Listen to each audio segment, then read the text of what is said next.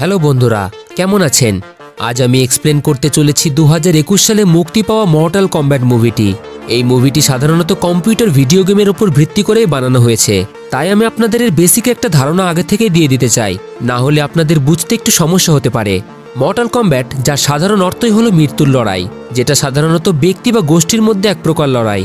তো mortal combat ইউনিভার্সে total 6টি realm বা জগৎ রয়েছে, কিন্তু মুভিতে মাত্র 3টি জগৎকেই দেখানো হয়েছে।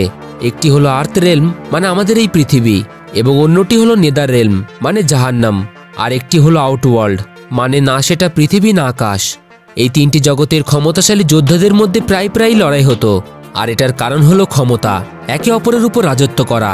এই কারণেই হাজারো বছর আগে এই 6টি জগতের প্রোটেক্টর বা রক্ষাকর্তারা মর্টাল কম্ব্যাট নামের একটি যুদ্ধের আয়োজন করার সিদ্ধান্ত নেয়, এবং এই মর্টাল কম্ব্যাট যুদ্ধটি সাধারণত প্রোটেক্টরদের বেছে নেওয়া যোদ্ধাদের মধ্যেই করানো হতো। কিন্তু এই যুদ্ধের কিছু নিয়ম ছিল। এই যুদ্ধে যে পক্ষই পরপর 10 বার এই যুদ্ধে জিতে যাবে, সে পরাজিত পক্ষের জগতে নিজের শাসন করতে পারবে। এছাড়াও এই যুদ্ধে কোনো প্রোটেক্টর নিজে অংশগ্রহণ করতে পারবে না, শুধু তার বেছে নেওয়া যোদ্ধাদের মধ্যেই যুদ্ধ হবে। এইভাবেই পৃথিবীর প্রোটেক্টর ছিলেন লর্ড রেডান, এবং আউটওয়ার্ল্ডের শাসক ছিলেন স্যাংসাং। সে যে কোনো উপায়ে পৃথিবীকে তার নিজের শাসনাধীনে আনতে চাইছিল, আর এই কারণেই সে পৃথিবীর সকল যোদ্ধাদের একে একে হত্যা করতে শুরু করে। এবার আমরা মূল গল্পে ফেরত আসি। বর্তমান সাল হলো 1917। জাপানের এক নির্জন জঙ্গলে এই রকমই এক পৃথিবীর তরফের যোদ্ধা হানজো হাসাসি তার ছোট্ট পরিবার নিয়ে সুখে শান্তিতে বসবাস করছিল। পরিবারে তার স্ত্রী, এক কন্যা ও এক পুত্র সন্তান ছিল। কিন্তু একদিন হঠাৎই বিহান নামের আউটওয়ার্ল্ডের এক ক্ষমতাশালী যোদ্ধা স্যাংসাংয়ের আদেশে তার কিছু সাথীদের নিয়ে সেখানে উপস্থিত হয়। তার উদ্দেশ্য ছিল সে হানজো ও তার পুরো বংশের হত্যা করবে।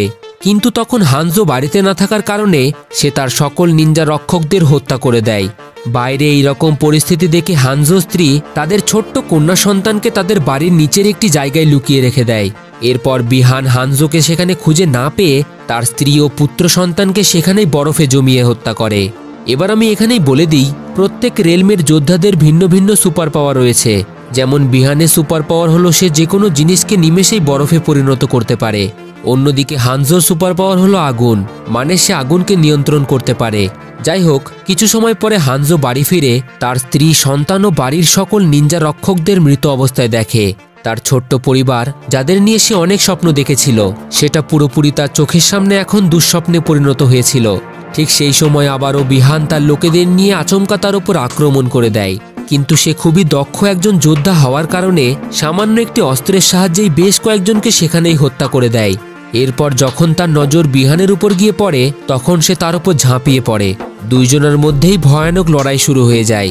কিন্তু এক সময়ে এসে বিহান যুদ্ধের সকল নিয়মের ঊর্ধ্বে গিয়ে তাকে তারই অস্ত্রের সাহায্যে খুবই খারাপভাবে আহত করে শেষমেশ হত্যা করে দেয়। হানজোর মৃত্যুর পর তার স্পিরিট, মানে আত্মা, সরাসরি নেদার রেলমে চলে যায়, মানে জাহান্নামে। কিন্তু তার ওই রক্তমাখা অস্ত্রটি সেখানেই রয়ে যায়। কিছু সময় পরে পৃথিবীর প্রোটেক্টর লর্ড রেডান সেখানে উপস্থিত হয়, এবং তার এক দক্ষ যোদ্ধাকে এইভাবে মৃত দেখে সে খুবই হতাশ হয়ে যায়।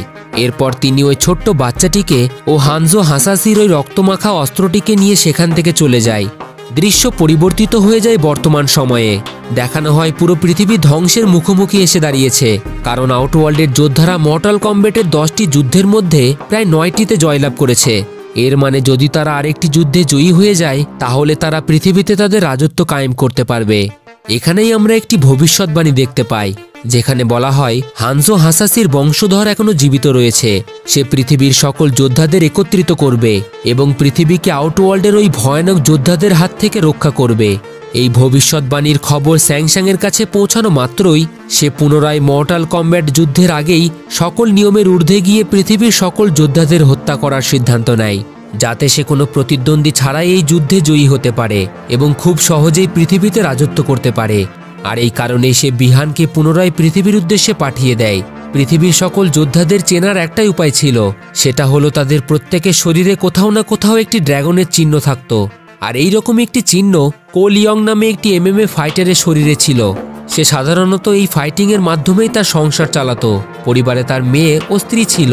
কোল রহস্যজনকভাবে মাঝে মাঝে হানজো হাসাসির এক ভয়ানক রূপের প্রতিচ্ছবি দেখতে পেত, কারণ সে হানজো হাসাসিরই বংশধর ছিল। কিন্তু সে জানতো না আসলে ওই ব্যক্তিটিকে। এইভাবেই একদিন একটি MMA ফাইটিং ম্যাচের শেষে কোলের সাথে জ্যাকসন নামের একটি ব্যক্তির পরিচয় হয়ে যায়। কথায় কথায় জ্যাকসন তাকে ওই ড্র্যাগন ট্যাটুটি সম্পর্কে জিজ্ঞাসা করে, যেটা সে ম্যাচের সময় তার বুকে লক্ষ্য করেছিল।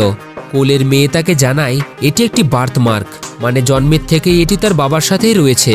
জ্যাকসন ওই ট্যাটুটির সম্পর্কে আরও কিছু জানতে চাইছিল, কিন্তু যেহেতু জ্যাকসন তাদের কাছে একজন অচেনা ব্যক্তি, তাই তারা তাকে আর কিছু না বলেই পুরো পরিবার সেখান থেকে একটি রেস্টুরেন্টের উদ্দেশ্যে বেরিয়ে যায়।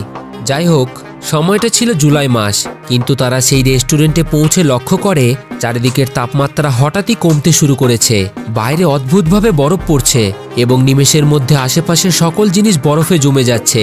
আকাশ থেকে মোটা মোটা বরফের টুকরো বৃষ্টির মতো নিচে ঝরে পড়ছে। ঠিক তখনই আমরা সেখানে বিহানকে দেখতে পাই।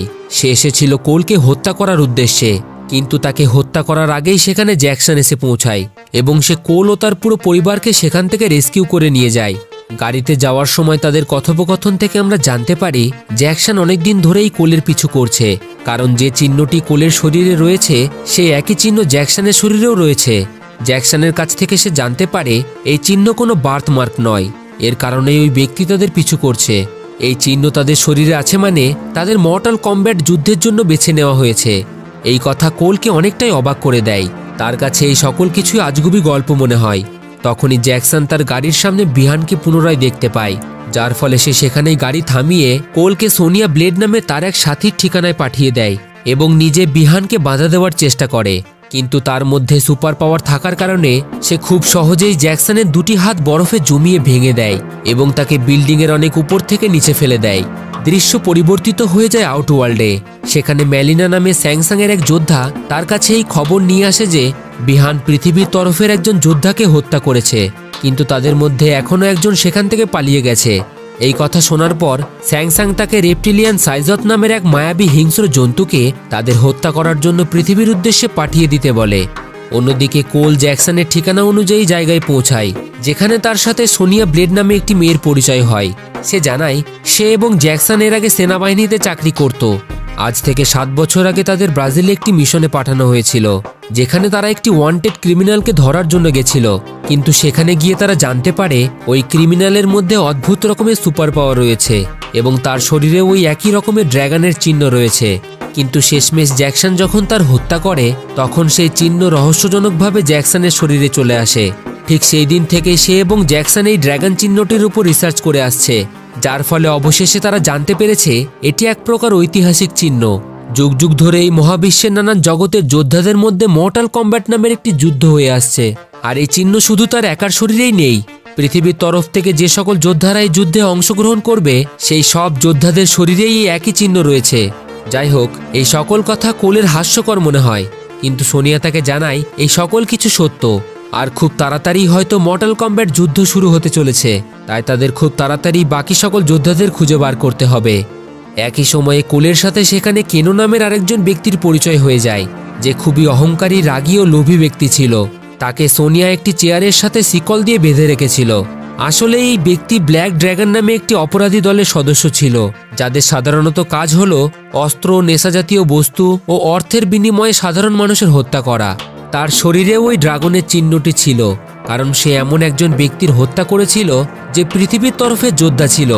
এর মানে যদি কোনো যোদ্ধাকে কোনো সাধারণ মানুষ হত্যা করত, তাহলে সেই ড্রাগনের চিহ্ন তার শরীর থেকে ওই হত্যাকারীর শরীরে স্থানান্তরিত হয়ে যেত। এইভাবেই জ্যাকসন ও কেনোর শরীরে ওই ড্রাগনের চিহ্নটি এসেছিল। যাই হোক, তাদের কথোপকথন চলছিল, ঠিক সেই সময় সেখানে রেপটিলিয়ান সাইজত নামের ওই মায়াবী জন্তু আক্রমণ করে দেয়। তার মধ্যে অদৃশ্য হওয়ার ক্ষমতা ছিল, যার ফলে তার সাথে লড়াই করাটা তাদের কাছে খুবই মুশকিল হয়ে দাঁড়ায়। কিন্তু অবশেষে কেনো সাহসিকতার সাথে ওই জন্তুর শরীরের ভিতর থেকে তার হৃৎপিণ্ডটি বার করে তার হত্যা করে দেয়। ইতিমধ্যে কেনোর নজর সেখানে থাকা একটি পুরনো ঐতিহাসিক টেম্পলের ফটোর উপর গিয়ে পড়ে, যেটা তার খুবই পরিচিত মনে হয়, কারণ বেশ কয়েক বছর আগে সে এই রকমই একটি জায়গার আশেপাশের গ্রামে তার অপরাধমূলক কাজ করত। এই কথা শোনার পর সোনিয়া তাকে জানায় কথিত আছে এটা পৃথিবীর প্রোটেক্টর লর্ড রেডানের এক ঐতিহাসিক টেম্পল, যেখানে পৃথিবীর তরফ থেকে যে সকল যোদ্ধারা মর্টাল কমব্যাট যুদ্ধে অংশগ্রহণ করবে তাদের উপযুক্ত প্রশিক্ষণ এই টেম্পলে দেওয়া হয়। এই জায়গাটির সঠিক লোকেশন তারা কেউই জানতো না, জানতো একমাত্র শুধু কেনো। কিন্তু কেনো তাদের সাহায্য করতে রাজি হয় না। কারণ তার এইসব বিষয়ে তেমন আগ্রহ ছিল না। এছাড়াও সে শুধু তার নিজের স্বার্থটুকুই বুঝত, সে শুধু চিনত টাকা। যার ফলে সোনিয়া তাকে 3 কোটি টাকা দেওয়ার প্রতিশ্রুতি দেয় যদি সে তাদের ওই টেম্পলে নিয়ে যায়, আর তার এই প্রস্তাবে কেনো রাজি হয়ে যায়। এরপর কেনো তার এক বন্ধুর সাহায্য নিয়ে তারই প্লেনে করে পৌঁছে যায় রেডেন টেম্পলের উদ্দেশ্যে। বেশ কিছু সময় পর তারা শেষমেশ রেডেন টেম্পলের কাছাকাছি জায়গায় পৌঁছে যায়। সেখানে পৌঁছে তাদের পরিচয় লিউ কাং নামের এক পৃথিবীর যোদ্ধার সাথে হয়। তার মধ্যে আগুনকে নিয়ন্ত্রণ করার ক্ষমতা ছিল। লিউ কাং তাদের প্রথম দেখাতেই চিনে যায়, ফলে সে তাদের রেডেন টেম্পলে নিয়ে যায়। টেম্পলে প্রবেশ করার সময় তারা মর্টাল কমব্যাট ইতিহাসের সকল প্রমাণ টেম্পলের দেওয়ালে ছবির আকারে লক্ষ্য করে। সেই সকল ছবি দেখার পর আবারও কোলের চোখের সামনে হানজো হাসাসির প্রতিচ্ছবি ভেসে ওঠে। একই সময়ে সোনিয়া সেখানে জ্যাকসনকে দেখতে পায়। অবাক করার বিষয়, সে এখনো জীবিত রয়েছে, কারণ সময় মতো লিউ কাং জ্যাকসনকে আহত অবস্থায় সেখান থেকে উদ্ধার করে সরাসরি এই টেম্পলে নিয়ে আসে। কিন্তু তার 2টি হাত পুরোপুরি নষ্ট হয়ে যায়, যার ফলে তারা ওই হাতের জায়গায় 2টি যান্ত্রিক হাত লাগিয়ে দেয়। এরপর লিউ কাং তাদেরকে নিয়ে পৃথিবীর প্রোটেক্টর লর্ড রেডানের সম্মুখে উপস্থিত হয়। তিনি তাদেরকে দেখে অনেকটাই হতাশ হয়, কারণ শেষ লড়াইয়ের আর বেশি দিন দেরি ছিল না। এছাড়াও তারা কেউই শারীরিক ও মানসিক দিক থেকে এই যুদ্ধের জন্য প্রস্তুত ছিল না। কিন্তু প্রত্যেক যোদ্ধাদের মধ্যেই এক অলৌকিক সুপার পাওয়ার ছিল, যেগুলি তাদের কঠোর ট্রেনিংয়ের মাধ্যমে অর্জন করতে হতো। যাই হোক, ইতিমধ্যে স্যাংসাং পৃথিবীর যোদ্ধাদের পিছু করতে করতে ওই টেম্পেলেও পৌঁছে যায় এবং বিহান লিউ কাংয়ের উপর আক্রমণ করে দেয়। ঠিক তখনই তাকে সাহায্য করার জন্য পৃথিবীর আরেক যোদ্ধা কাংলাও সেখানে উপস্থিত হয়। একই সময়ে লর্ড রেডানও সেখানে চলে আসেন এবং তিনি তার যোদ্ধাদের রক্ষা করার জন্য সেখানে তার পাওয়ারের সাহায্যে এক মজবুত মায়াবী কবজের সৃষ্টি করে, যার ফলে স্যাংসাং তার যোদ্ধাদের নিয়ে সেখান থেকে পিছু হাঁটতে বাধ্য হয়। কিন্তু যাওয়ার আগে সে বলে যায় একদিন সে অবশ্যই আসবে এবং এই পৃথিবী ও সকল মানব জাতিকে তার কৃতদাসে পরিণত করবে।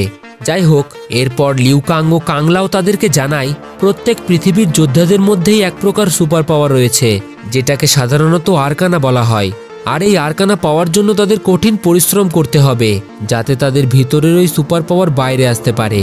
কিন্তু কাংলাও সোনিয়াকে প্রশিক্ষণ দিতে রাজি হয় না, কারণ তার শরীরে কোনো ড্রাগনের চিহ্ন ছিল না। এরপর তারা দুইজনেই কাংলাও ও লিউ কাংয়ের থেকে প্রশিক্ষণ নেওয়া শুরু করে। কিন্তু অনেক চেষ্টা করার পরেও তারা তাদের আরকানা মানে সুপার পাওয়ারকে উন্মুক্ত করতে পারে না। অন্যদিকে জ্যাকসন নিজেকে একজন বেকার ও অকেজো মনে করতে থাকে, কারণ তার কাছে ড্রাগনের চিহ্ন থাকা সত্ত্বেও সে এখন শারীরিক দিক থেকে অক্ষম। এইভাবেই বেশ কয়েকদিন কেটে যায়। একদিন প্রশিক্ষণ শেষে রাতে ডিনার টেবিলে কেনো নিজের অহংকারের কারণে সকল যোদ্ধাদের নিয়ে মজা করতে থাকে, যার ফলে লিউ কাং ও কুংলাওয়ের সাথে তার কথা কাটাকাটি শুরু হয়ে যায় এবং তার একটি চোখ অদ্ভুতভাবে লাল হয়ে সেখান থেকে এক প্রকার লেজার বিম বাইরে বেরিয়ে আসে, যার ফলে সেও তার আরকানা মানে সুপার পাওয়ারকে উন্মুক্ত করে ফেলে। কিন্তু যখন আরও কয়েকদিন ট্রেনিং নেওয়ার পরেও কোল তার সুপার পাওয়ারকে উন্মুক্ত করতে পারে না, তখন লর্ড রেডান তাকে জানায় সে হানজো হাসাসি নামের পৃথিবীর এক মহান যোদ্ধার বংশধর, আর পৃথিবীতে সে একমাত্র যোদ্ধা যার শরীরে ড্রাগনের চিহ্নটি জন্মের থেকেই রয়েছে। আজ থেকে হাজারো বছর আগে বিহান নামের এক আউটওয়ার্ল্ডের যোদ্ধা হানজো হাসাসি এবং তার পুরো পরিবারের হত্যা করেছিল, যার ফলে তার আত্মা এখনও জাহান্নামে অপেক্ষা করছে তার পরিবারের মৃত্যুর বদলা নেওয়ার জন্য। যাই হোক, লর্ড রেডান ভেবেছিল হয়তো হানজো হাসাসির মতোই তার মধ্যেও অসীম ক্ষমতা রয়েছে, কিন্তু তার ধারণা ভুল ছিল, যার ফলে তিনি এক কঠিন সিদ্ধান্ত নেয়। তিনি তার টেলিপোর্টেশন পাওয়ারের মাধ্যমে তাকে তার পরিবারের কাছে পৌঁছে দেয়। এদিকে আউটওয়ার্ল্ডে স্যাংসাং তার সকল যোদ্ধাদের একত্রিত করতে শুরু করে। তার যোদ্ধাদের মধ্যে ছিল লিটারা নামের একজন ভ্যাম্পায়ার, তার সাথে আরও ছিল কাবাল ও রিকো।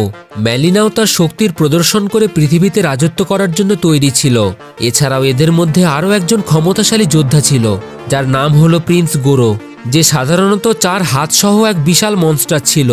স্যাংসাং তার সকল যোদ্ধাদের নিয়ে লর্ড রেডানের টেম্পলে আক্রমণ করার পরিকল্পনা বানিয়ে ফেলে, কিন্তু তাদের সামনে একটি সমস্যা এসে দাঁড়ায়। সেটা হলো রেডানের ওই মায়াবী সুরক্ষা কবজ, এবং এটাই তাদের টেম্পলে প্রবেশ করতে বাধা দিচ্ছিল। এটা জানার পর কাবাল জানায় রেডনের যোদ্ধাদের মধ্যে এমন একজন যোদ্ধা রয়েছে যে খুবই অহংকারী ও লোভী। সে তাকে টাকার লোভ দেখিয়ে খুব সহজেই ভিতরে ঢুকতে পারবে। যার ফলে কাবাল তার পরিকল্পনা মতো রেডনের টেম্পলে পৌঁছে যায়। সেখানে সে কেনোর সাথে দেখা করে এবং তাকে তাদের দলে যুক্ত হয়ে যেতে বলে। কাবাল আরও জানায় যদি সে তাদের সাথে তাদের টিমে যুক্ত হয়ে যায় তাহলে তারা তাকে অনেক টাকা দেবে। এইভাবেই কাবাল তাকে এত পরিমাণে টাকা দেওয়ার প্রতিশ্রুতি দেয় যেটা শুনে সে সরাসরি তার কথায় রাজি হয়ে যায়, কারণ আমরা প্রথম থেকেই জানি কেনো খুবই অহংকারী ও লোভী ব্যক্তি ছিল। যাই হোক, কেনো তাদের কথা মতো টেম্পলের সুরক্ষা কবচটিকে তার লেজার বিম দিয়ে ভেঙে দেয়। ফলে সাথে সাথেই স্যাংসাং তার সকল যোদ্ধাদের নিয়ে পৃথিবীর সকল যোদ্ধাদের উপর আক্রমণ করে দেয়। শুরু হয়ে যায় পৃথিবী ও আউটওয়ার্ল্ডের যোদ্ধাদের মধ্যে এক ভয়ানক লড়াই। এরই মধ্যে জ্যাকসন সোনিয়াকে মেলিনার হাত থেকে রক্ষা করার সময়ে তার আরকানাকেও সে উন্মুক্ত করে ফেলে। আর সেটা হলো তার ওই দুটি হাত, যেটাকে সে এর আগে দুর্বল ভেবেছিল, সেটা সোনিয়াকে বাঁচানোর সময় অটোমেটিকলি এক ক্ষমতাশালী রোবোটিক হাতে পরিণত হয়ে যায়। এদিকে স্যাংসাং নিটারাকে কুংলাওয়ের হত্যা করার আদেশ দেয়, কিন্তু কুংলাও তার থেকে বেশি চালাক ও পাওয়ারফুল ছিল, যার ফলে সে তার যুদ্ধ কৌশলের সাহায্যে তার ওই মায়াবী টুপির মাধ্যমে নিটারাকে মাঝখান থেকে দুটি ভাগে বিভক্ত করে দেয়। অন্যদিকে প্রিন্স গোরো আচমকা কোল ও তার পুরো পরিবারের উপর আক্রমণ করে। আর এটা সাধারণ ব্যাপার, একা কোল এক বিশাল দানবীয় যোদ্ধার সামনে তার আরকানা ছাড়া বেশিক্ষণ আর টিকতে পারে না। কিন্তু যখন প্রিন্স গোরো তার পরিবারকে হত্যা করার জন্য তাদের দিকে এগিয়ে যায়, অবাক করার বিষয় ঠিক তখনই তার শরীরে এক মজবুত কবজে ঢেকে যায় এবং সেই কবজের ভিতর থেকেই দুটি অস্ত্র অটোমেটিকলি বাইরে বেরিয়ে আসে, যার সাহায্যে সে এবার গোরোর সাথে লড়াই করতে থাকে এবং অবশেষে সে ওই অস্ত্রের সাহায্যে গোরোর হত্যা করে দেয়। পৃথিবীতে কোল তার পুরো পরিবারকে সুরক্ষিত রাখার পর লর্ড রেডন কোলকে পুনরায় টেলিপোর্টেশন পাওয়ারের সাহায্যে টেম্পলে নিয়ে আসে এবং সে স্যাংসাংকে জানায় কোলই হলো হানজু হাসাসির বংশধর এবং ভবিষ্যৎবাণী অনুযায়ী সেই পৃথিবীর সকল যোদ্ধাদের একত্রিত করেছে। রেডনের এই কথা বলার সাথে সাথেই সে একটি পোর্টাল ওপেন করে এবং তার সকল যোদ্ধাদের নিয়ে সেখান থেকে যেতে শুরু করে। ঠিক সেই মুহূর্তে বিহান আচমকা কোলের উপর আক্রমণ করে তাকে বাধা দেয়। ঠিক তখনই কুংলাও বিহানের দিকে তার ওই মায়াবী টুপিটিকে ছুড়ে দেয়, যার ফলে কোল তো জীবিত বেঁচে যায়, কিন্তু দুঃখজনকভাবে স্যাংসাং কুংলাওয়ের সকল ক্ষমতা সহ তার আত্মাকে তার শরীর থেকে বার করে তার নিজের মধ্যে নিয়ে নেয়। চোখের সামনে লিউকাং কাংলাওকে মরে যেতে দেখেও কিছুই করতে পারে না। ইতিমধ্যে লর্ড রেডন তাদের দুজনকেও সেখান থেকে টেলিপোর্ট করে নেয় এবং তাদের সকলকে নিয়ে ভায়েড নামের এমন এক জায়গায় উপস্থিত হয়, যেটা সাধারণত জান্নাত ও পৃথিবীর মধ্যেকার একটি সুরক্ষিত জায়গা ছিল। সেখানে কোনো আউটওয়ার্ল্ডের দানবীয় সত্তারা প্রবেশ করতে পারত না। সেখানে পৌঁছেই সকল যোদ্ধারা রেডনকে জিজ্ঞাসা করে যে কেন তিনি কাংলাওকে রক্ষা করলেন না। লর্ড রেডন তাদের জানায় দুটি রেলস বা জগতের মধ্যে যুদ্ধে কোনো গড বা প্রোটেক্টরের সশরীরে যুদ্ধে অংশগ্রহণ করাটা নিয়মের ঊর্ধ্বে। তিনি শুধু পৃথিবীকে রক্ষা করার জন্য যোদ্ধাদের তাদের পাওয়ার অনুযায়ী উপযুক্ত প্রশিক্ষণ দিতে পারবেন, কিন্তু পৃথিবীর সকল মানুষকে তার পক্ষে বাঁচানো সম্ভব নয়। এই কথা শুনে কোল সকলকে জানায় যুদ্ধ এখনো শেষ হয়নি, আমাদের যেভাবেই হোক পৃথিবীকে ওই আউটওয়ার্ল্ডের দানবদের হাত থেকে রক্ষা করতেই হবে। কোলের এই উৎসাহ দেখে রেডন তাকে হানজু হাসাসির ওই 4000 বছরের পুরনো অস্ত্রটিকে তার হাতে তুলে দেয় এবং বলে যদি সে এই অস্ত্রের সাহায্যে যুদ্ধ করে তাহলে এই যুদ্ধে হানজু হাসাসির আত্মা অবশ্যই তাকে সাহায্য করবে। যাই হোক, এরপর কোল একটি পরিকল্পনা বানায়। সে জানায় সকল যোদ্ধাদের তারা একসাথে কোনোভাবেই এই যুদ্ধে হারাতে পারবে না, এর জন্য তাদের আলাদা আলাদা হয়ে তাদের সাথে লড়াই করতে হবে। যার ফলে তারা লর্ড রেডনের টেলিপোর্টেশন পাওয়ারের সাহায্যে প্রত্যেক যোদ্ধাকেই আলাদা আলাদা জায়গায় টেলিপোর্ট করে দেয়।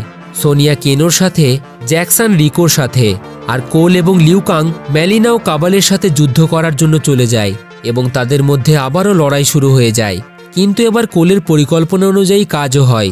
জ্যাকসন ও লিউকাং তার পাওয়ারের ব্যবহার করে কিছু সময়ের মধ্যেই তাদের প্রতিদ্বন্দ্বী কাবাল ও রিকোর হত্যা করে দেয়।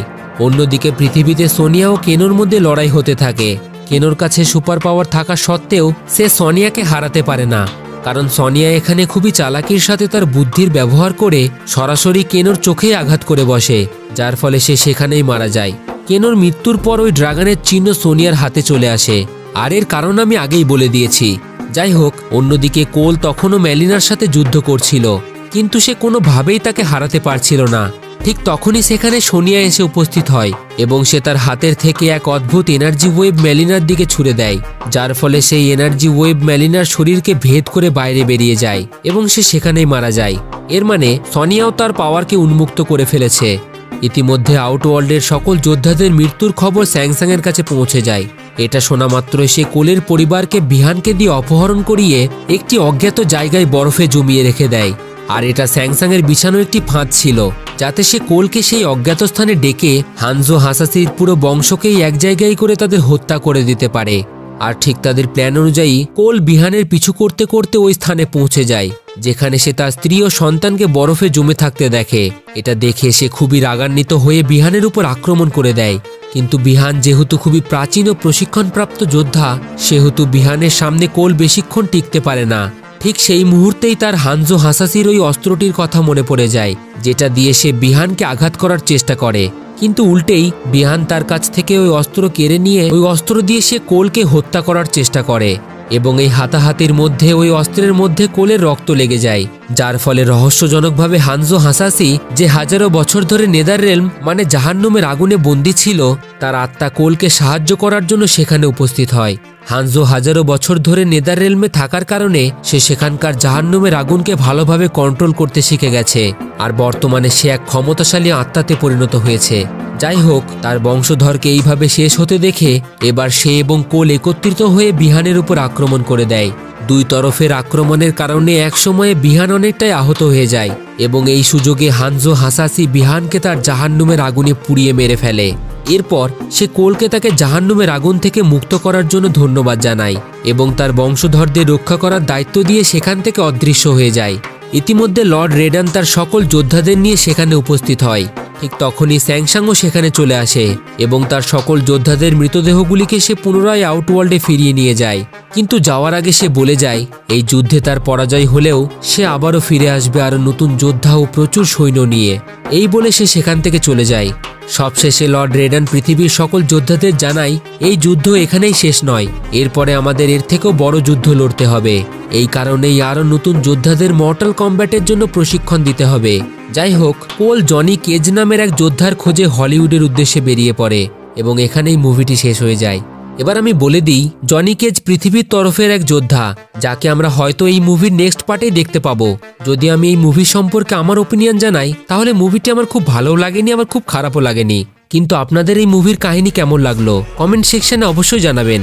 সর্বশেষে আপনাকে ধন্যবাদ ভিডিওটি সম্পূর্ণ দেখার জন্য। যদি আপনারা এইরকমই মুভি এক্সপ্লেন পছন্দ করে থাকেন, তাহলে জুড়ে থাকুন আমাদের সাথে আর দেখতে থাকুন ফিল্মি গপ্প, the channel of movie lovers.